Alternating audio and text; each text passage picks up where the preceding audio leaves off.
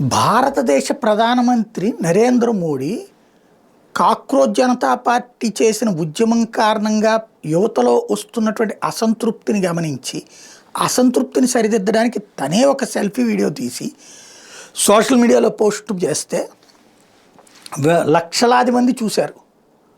కానీ ఫేస్బుక్ ఇప్పుడు దాన్ని రిస్ట్రిక్ట్ చేసింది. దాన్ని చూడటానికి వీలు లేనంటే వాళ్ళ కమ్యూనిటీ స్టాండర్డ్స్కి విరుద్ధంగా ఉందట.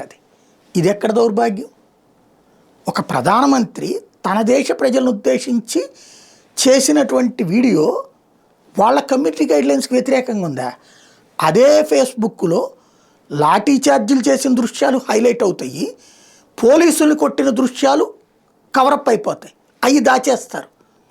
ఏకంగా యువతను ఉద్దేశించి నరేంద్ర మోడీ ఒక దేశ ప్రధానమంత్రి సెల్ఫీ వీడియో చేస్తే అది హైడ్ చేసేస్తారు. ఇది ఎక్కడ దౌర్భాగ్యం?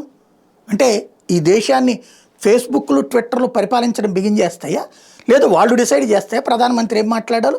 ఒకసారి ఫేస్బుక్కి సంబంధించినటువంటి వాళ్ళతో కనుక్కుని ఏం మాట్లాడాలో ఇకపైన తెలుసుకుని మాట్లాడలేము ప్రధానమంత్రి.